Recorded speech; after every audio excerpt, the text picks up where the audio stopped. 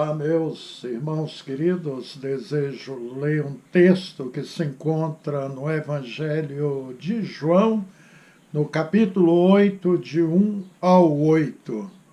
Jesus, porém, foi para o Monte das Oliveiras e pela manhã cedo tornou para o templo, e todo o povo vinha ter com ele, e assentando-se os ensinava. E os escribas e fariseus trouxeram-lhe uma mulher apanhada em adultério, e pondo-a no meio, disseram-lhe: Mestre, esta mulher foi apanhada no próprio ato adulterando, e na lei nos mandou Moisés que as tais sejam apedrejadas. Tu, pois, que dizes? Isto dizia eles, tentando para que tivesse de que o acusar. Mas Jesus, inclinando-se, escrevia com o dedo na terra. E como insistissem, perguntando-lhes, endireitou-se e disse-lhes: aquele de entre vós está sem pecado, seja o primeiro que atire pedra contra ela. E tornando a inclinar-se, escrevia-se na terra. Incrível é que não existe nas Escrituras Sagradas e em nenhum livro no mundo qualquer palavra escrita por Jesus Cristo, apesar do mesmo ser objeto de milhares de livros a respeito dos seus feitos e obras magníficas realizadas na terra. A única vez que ele escreveu, o fez na areia, mas logo sopraram os ventos e ninguém soube o que foi escrito ali. Apenas um grupo seleto, possivelmente menos de 20 pessoas, incluindo Maria Madalena, viram a caligrafia de Jesus e puderam ler as palavras que foram escritas na areia. Sem dúvidas, aquelas palavras ficaram gravadas naqueles corações que as leram. E é bom que se diga, queridos, que Jesus nunca fez pose para que alguém o retratasse em tela ou esculpisse-o em cerâmica, pedra, madeira, ou em pedras preciosas, ou ouro. O Jesus de bochechas rosadas, olhos verdes, cabelo louro, com belo rosto que é exposto em telas, quadros e imagens, pelo menos por 4 grupos religiosos, como os adventistas, os mórmons, católicos, testemunha de Jeová e espíritas diversos. Não é o Jesus que Isaías o descreveu pormenorizadamente no seu livro, no capítulo 53. Jesus também não quis escrever uma autobiografia. Se quisesse, produziria o melhor livro da história juntamente com a Bíblia Sagrada, uma vez que era o Filho de Deus, sua inteligência era ao extremo, nada lhe era encoberto. Chegou a desafiar seus mestres e doutores da lei na sinagoga. Isso quando era um pré-adolescente, tinha apenas 12 anos de idade. Isso ocorreu quando ele viajou com seus pais de Nazaré a Jerusalém para celebrar a Páscoa judaica. Quando José e Maria retornaram a Nazaré, perceberam que Jesus havia ficado para trás, com o objetivo primordial de estar estudando as coisas consoantes ao Pai Celestial. Deixou os mestres e doutores sem argumentos e seus corações compungidos. Muitos saíram da sinagoga revendo seus conceitos e valores, com certeza. A sabedoria de Jesus é inigualável. Ele é onipotente, onisciente, quando se fez carne e habitou entre nós. Basta vermos alguns textos bíblicos, observe. Ó profundidade da riqueza e da sabedoria e do conhecimento de Deus!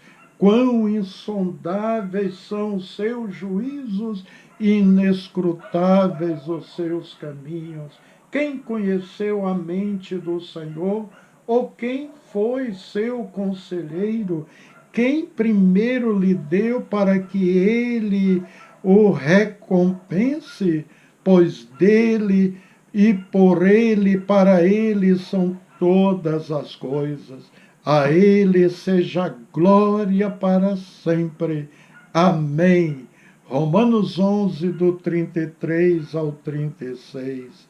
Quem guiou o Espírito do Senhor, ou como seu conselheiro ensinou? Disse Isaías no capítulo 40, no versículo 13. Portanto, quem conheceu a mente do Senhor para que possa instruí-lo? Mas nós temos a mente de Cristo. 1 Coríntios 2,16. Eis que Deus exalta com a sua força quem ensina como ele. Lá em Jó capítulo 36, versos 22 ao 23. Jesus não escreveu livros, meus amigos, apenas aquelas palavras na areia, mas o que temos registrado nas Escrituras Sagradas a seu respeito continuam a inspirar e transformar a vida daqueles que a ouvem. As palavras do Senhor continuam a fazer uma grande diferença nos corações e nas mentes das pessoas, trazendo mudanças extraordinárias, transformando vidas, salvando-as. Estas palavras produzem vida em abundância, porque contém toda a verdade que emana do trono de Deus. Jesus é o Verbo de Deus, pois foram as suas palavras que deram forma a todas as coisas criadas e ainda guiam e sustentam este mundo. Portanto, querido, permita que as suas palavras sejam escritas em seus corações, a fim de que sejam transformados por ela. Ninguém foi capaz de decifrar também o que Jesus escreveu na areia. O evangelista João escreveu que Jesus estava ensinando sentado no chão do templo quando uma mulher adúltera foi arrastada até onde se encontrava o mestre e, segundo seus acusadores, ela deveria ser apedrejada até a morte, nos termos da lei de Moisés. Isto dizia eles, tentando para terem de que o acusar. Mas Jesus, inclinando-se, escrevia na terra com o dedo, e tornando a inclinar-se, continuou a escrever no chão. João 8, do 6 ao 8. Portanto, nós vemos que Jesus, por 2 vezes, escreveu no chão. Não é possível saber o que Jesus escreveu na terra. Somente as pessoas que acusaram a mulher e a própria sabiam o que lá estava escrito. Quanto a nós, devemos evitar as conjecturas. Observe o ensino de Deuteronômio 29 sobre esta questão. As coisas encobertas pertencem ao Senhor nosso Deus, porém as reveladas nos pertencem a nós e aos nossos filhos para sempre, para que cumpramos todas as palavras desta lei. Tenho muito zelo concernente os ensinos da palavra de Deus. Sou franco em dizer que não domino as profecias de Apocalipse, de Ezequiel, de Daniel. Ser um palpiteiro, incorrerei no erro de divulgar ensinos errôneos ou contradizer as escrituras sagradas. Já li algumas interpretações bíblicas que causam calafrios e é de se arrepiar. São verdadeiras afrontas, aberrações, assinte a imutável palavra de Deus. Fico com as palavras registradas em Apocalipse 22, 18 ao 19. Porque eu testifico a todo aquele que ouvir as palavras da profecia deste livro, que se alguém lhes acrescentar alguma coisa, Deus fará vir sobre ele as pragas que estão escritas neste livro. E se alguém tirar quaisquer palavra do livro desta profecia, Deus tirará a sua parte do livro da vida e da cidade santa e das coisas que estão escritas neste livro. O certo é que o que Jesus escreveu na areia serviu para calar os detratores daquela pobre mulher que, na verdade, se encontrava cativa do diabo. Em Lucas 8, Jesus encontra Maria Madalena e expulsa dela 7 demônios. Queridos, um demônio só pode destruir uma cidade inteira se não fosse os limites que Deus lhe impôs. Agora, 8 demônios dentro de uma pessoa, realmente o estado desta mulher era deplorável, era terrível. Imagina a angústia da alma que ela viveu. O encontro com Jesus foi um encontro libertador e abençoador. E doravante, esta mulher tornou-se um expoente entre as outras mulheres que andavam com Cristo Jesus. No Novo Testamento, Maria Madalena é citada nominalmente 17 vezes. É uma prova cabal de que se converteu e era uma adoradora ardorosa e estava sempre por perto, presenciando o ministério de Jesus Cristo, a sua missão de evangelizar, libertar e curar os enfermos.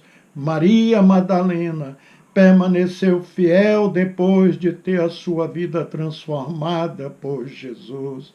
Se nos mantermos fiéis como ela, queridos, teremos também o privilégio de não só vermos as letras de Deus, pois você receberá ao chegar nos céus um novo nome escrito ali no céu, numa pedra. Observe o texto bíblico de Apocalipse 2,17. Quem tem ouvidos, ouça o que o Espírito diz às igrejas. Ao que vencer, darei a comer do maná escondido, e dar-lhe-ei uma pedra branca, e na pedra um novo nome escrito, a qual ninguém conhece senão aquele que o recebe.